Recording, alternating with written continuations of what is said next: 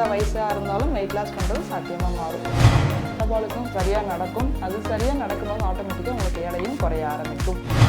எண்ணெயில் வறுத்தது, பொரிச்சது, இந்த மாதிரியான எந்த சாப்பாடாக இருந்தாலும் கண்டிப்பாக நோ அப்படின்னா நோ சொல்லி பழகுங்க. நம்மளுடைய மனசை கட்டுப்படுத்துறேன்னு சொன்னேன் இல்லையா, அது எப்படியெல்லாம் பண்ணலாம் அப்படின்னா, எங்கெல்லாம் நடக்க முடியுமோ எவ்வளோலாம் நடக்க முடியுமோ அந்தளவுக்கு நடங்க. நம்மளுடைய டேவை கரெக்டாக பிளான் பண்ணிக்கிறது மூலமாக டெய்லி வரக்கூடிய ஸ்ட்ரெஸ்ஸை டைம் மேனேஜ்மெண்ட் கரெக்டாக பண்ணுறோம் அப்படின்னா அந்த ஸ்ட்ரெஸ்ஸை நம்ம குறைச்சிக்க முடியும்.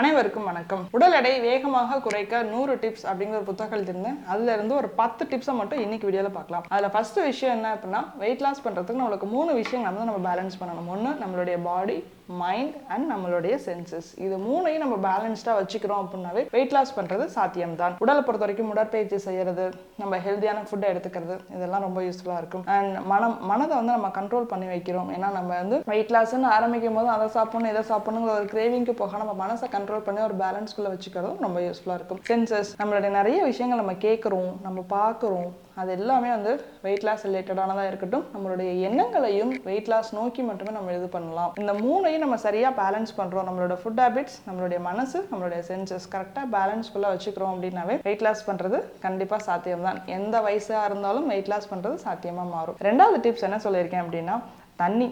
ஒரு நாளைக்கு கண்டிப்பாக 2 to 3 liters ஆஃப் வாட்டர் கண்டிப்பாக கன்சியூம் பண்ணிக்கணும். ஏன்னா நான் கன்சல்ட் பண்ணும்போது நிறைய லேடிஸ்ட்டு நான் கேட்கும், 1 லிட்டர் குடிக்கிறத பெரிய விஷயம் டாக்டர், 1.5 லிட்டர் தான் குடிப்பேன், நான் தண்ணி குடிக்கிறதே இல்லை, மறந்து போயிடுறேன், என்னதான் வாட்டர் பாட்டில் பக்கத்தில் இருந்தாலும் அதை நான் மறந்துடுறேன் அப்படின்னு தான் சொல்லுவாங்க. ஸோ அவங்களுக்குமே இந்த தண்ணி இன்டேக் ரொம்ப அவசியம். கண்டிப்பாக ஒரு நாளைக்கு 2 to 3 liters ஆஃப் வாட்டர் கண்டிப்பாக இன்க்ளூட் பண்ணிக்கோங்க. அந்த தண்ணியுமே ஒரு ஜூஸ் இல்லைனா மோர் இல்லைனா இளநீ ஆர் வாட்டர், இந்த மாதிரி பல வகைகளை உங்களோட வாட்டர் இன்டேக்கை நீங்கள் அதிகப்படுத்தலாம். ஏன் அப்படின்னா, நம்ம பாடியில் இந்த வெயிட் கெயின் எதனால வந்துச்சு அப்படின்னா, நம்ம பாடியில் கூட மெட்டபாலிக் சேஞ்சஸ்னால தான் வந்தது. ஸோ அந்த தண்ணி கரெக்டாக எடுத்துக்கிறோம் அப்படின்னா அந்த மெட்டபாலிசம் சரியாக நடக்கும். அது சரியாக நடக்கும்போது ஆட்டோமேட்டிக்காக உங்களுக்கு எடையும் குறைய ஆரம்பிக்கும். 3வது விஷயம் என்ன அப்படின்னு பார்த்தீங்கன்னா, கண்டிப்பாக ஃப்ரைட் ஐட்டங்கள் தலை வச்சு கூட பழுக்காதீங்க. அந்த பக்கம் எண்ணெயில் வறுத்தது, பொரிச்சது, இந்த மாதிரியான எந்த சாப்பாடாக இருந்தாலும் கண்டிப்பாக நோ அப்படின்னா நோ சொல்லி பழகுங்க. சாப்பாடு விஷயங்களுக்கு நீங்கள் நோ சொல்லி பழகுனீங்கன்னாவே பாதி வெயிட் லாஸ் நடந்த மாதிரி தான் அது. 4வது விஷயம் சக்கரை. நான் ஒயிட் சுகர் மட்டும் எடுத்துக்காதீங்கன்னு சொல்ல மாட்டேன். எனி ஃபார்ம் ஆஃப் சுகர்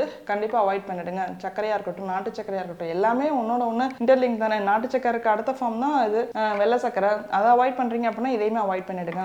நீங்கள் டெய்லி உங்கள் டீ காஃபியில் எடுத்துக்கக்கூடிய சர்க்கரையை கூட நீங்கள் அவாய்ட் பண்ண ஆரம்பிக்கிறீங்க அப்படின்னா ஒரு 3 மாதம் நீங்கள் எடுத்துக்கக்கூடிய சர்க்கரையை மட்டும் தவிர்த்து பார்த்தீங்கன்னு வச்சுக்கோங்களேன், நல்ல சேஞ்சஸ் தெரிய ஆரம்பிக்கும் உங்களுடைய வெயிட்டில். அண்ட் இன்ச் லாஸ் ரொம்ப நல்லாயிருக்கும். உங்களுக்கு நடக்கக்கூடிய கிரேவிங்கும் நிறைய குறைய ஆரம்பிக்கும். ஏன்னா நம்ம கொஞ்சோண்டு வாயில் வைக்கும் போதும் அடுத்து சாப்பிடணுங்கிறது, அந்த கொஞ்சம் கூட வைக்காமல் நம்மளை கண்ட்ரோல் பண்ணிக்கிறோம் அப்படின்னாவே அது தானாக நடக்கும். அடுத்து 5வது விஷயம், நம்மளுடைய மனசை கட்டுப்படுத்தணும்னு சொன்னேன் இல்லையா, அது எப்படியெல்லாம் பண்ணலாம் அப்படின்னா, நம்ம நிறைய விஷயங்களை நம்மளுடைய ஃபோக்கஸ் ஃபுல்லாக வெயிட் லாஸ் நிறைய அப்படின்னா வெயிட் லாஸ் பண்றதுக்கு என்ன பண்ணலாம், இதை நம்ம எப்படி வெயிட் லாஸ் பண்ணலாம், சில விஷயம் நம்மளுக்கு மோட்டிவேட்டிங்கா இருக்கும், அதை பண்ணலாம். நம்ம வெயிட் லாஸ்னா அதை நோக்கி மட்டுமே நம்ம பயணம் பண்ணணுமே தவிர நமக்கெல்லாம் எங்க இடம் குறைய போகுது அப்படிங்கிற ஒரு நெகட்டிவ் தாட்டை எப்போதுமே உங்களுக்குள்ள வர விடாதீங்க. இப்போ உங்களோட மனசுக்குள்ள இருக்கக்கூடிய பாசிட்டிவான விஷயங்களை செய்ய பாருங்க. 6வது விஷயம் என்ன அப்படின்னு பார்த்தீங்கன்னா, நடைப்பயிற்சி. எங்கெல்லாம் நடக்க முடியுமோ எவ்வளோலாம் நடக்க முடியுமோ அந்த அளவுக்கு நடங்க. ஒன்று வீட்டுக்குள்ள நடக்கலாம், இல்லை ஆஃபீஸில் ஒரு பிரேக் எடுத்துட்டு ஒரு 5 நிமிஷம் 10 நிமிஷம் நடக்கிறது. ரொம்ப நேரம் ஒரே இடத்துல உட்காந்துருக்காதீங்க. 1 மணி நேரத்துக்கு ஒரு தடவை உங்க பாடி மூவ் பண்றது ரொம்ப அவசியம்.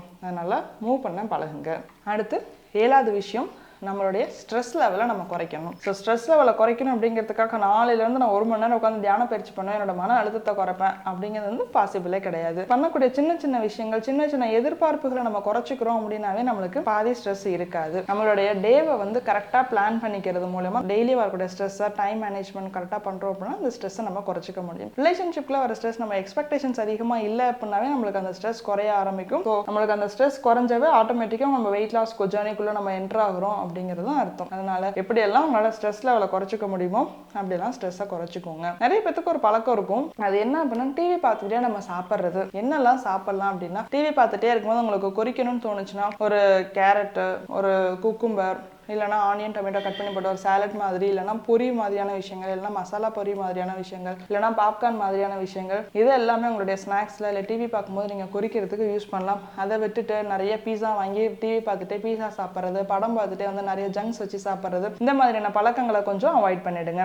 அடுத்து 9வது விஷயம் என்ன அப்படின்னா, நான் உங்களை பாப்கார்ன் சாப்பிட சொன்னேன் அப்படிங்கிறதுக்காக ஸ்வீட் பாப்கார்னும் நல்லா மசாலா தடவின பாப்கார்னும் கிடையாது. பிளைன் பாப்கார்ன் முடிஞ்சால் வீட்டிலேயே கூட நீங்கள் செஞ்சு அதை எடுத்துக்க ஆரம்பிக்கலாம். 10வது விஷயம் என்ன அப்படின்னா, பகலில் கண்டிப்பாக தூங்காதீங்க. பகலில் தூங்குறது கூட நம்மளுக்கு வெயிட் கெயின் பண்ணுறதுக்கு ஒரு விஷயமாயிரும். உங்களுக்கு வேணும் அப்படின்னா நல்லா சோஃபாலையோ இல்லை வீட்லேயோ சும்மா சாஞ்சு படுத்து ஒரு 20 நிமிஷம் ரெஸ்ட் எடுக்கலாமே தவிர தூங்கக்கூடாது. டே டைம் ஸ்லீப் வந்து வெயிட் கெயின் பண்ணுறதுக்கு ரொம்பவே இதாக இருக்கும். அதனால உங்களோட ஹோல் டே வந்து உங்களால் எப்படியெல்லாம் என்கேஜ் பண்ணிக்க முடியுதோ கண்டிப்பாக என்கேஜ் பண்ணிக்கோங்க. தூங்குறதுக்கான வாய்ப்பை கொடுத்துறாதீங்க. இதுதான் நான் என்னுடைய புத்தகத்தில் எழுதியிருக்கக்கூடிய 10 டிப்ஸ். இந்த டிப்ஸ் உங்களுக்கு யூஸ்ஃபுல்லாக இருக்கும்னு நினைக்கிறேன். கண்டிப்பாக டெய்லி ஒன்று ட்ரை பண்ணுங்கள். உங்களுடைய லைஃப்லையும் நிறைய வெயிட் லாஸ்க்குள்ளே போக ஆரம்பிப்பீங்க. நன்றி.